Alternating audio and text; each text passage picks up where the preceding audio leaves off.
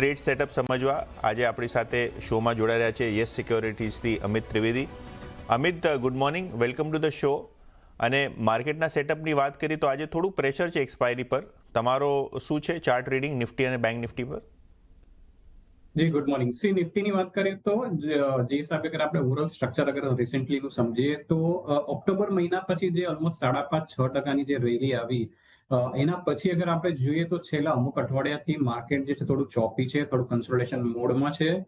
ઉપરમાં આપણને જે 26,000-26,100 ની વચ્ચે એક રેઝિસ્ટન્સ જોવા મળ્યું છે અને ઇવેન્ચ્યુઅલી નો ડાઉટ ગઈકાલે એક નેગેટિવ સ્ટાર્ટ હતું અને એના પછી એક પોઝિટિવ ક્લોઝ જોવા મળી. બટ આજે અગેન પાછી જે પોઝિટિવ ફોલોઅપ થ્રુ જે મિસિંગ છે, તો બેસિકલી જે આઉટલુક જે છે થોડું ન્યુટ્રલ છે.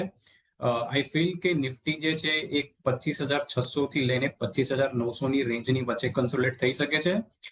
બટ યસ, કમ્પેરેટિવલી અગર આપણે જોઈએ બેંક નિફ્ટીમાં, તો બેંક નિફ્ટીમાં કન્સોલિડેશન નો ડાઉટ છે, but at the upper end છે.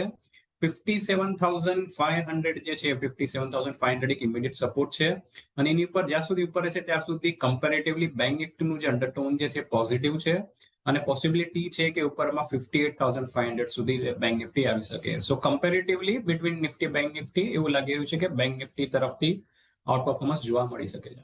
ઓકે, અને અત્યારે નિફ્ટી બેંકની વાત કરીએ તો 116 પોઈન્ટ નીચે આઈસીઆઈસીઆઈ બેંક, એક્સિસ બેંક જેવા દિગ્ગજ કાઉન્ટરોમાં આજે થોડુંક સેલિંગ પ્રેશર છે, જેના કારણે થોડુંક દબાણ અહીંયાથી આપણને જોવા મળી રહ્યો છે. નિફ્ટી બેંકનો નવેમ્બર ફ્યુચર લગભગ 58,230ની આસપાસ તમને ટ્રેડ કરતા જોવા મળી રહ્યો છે. અમિત,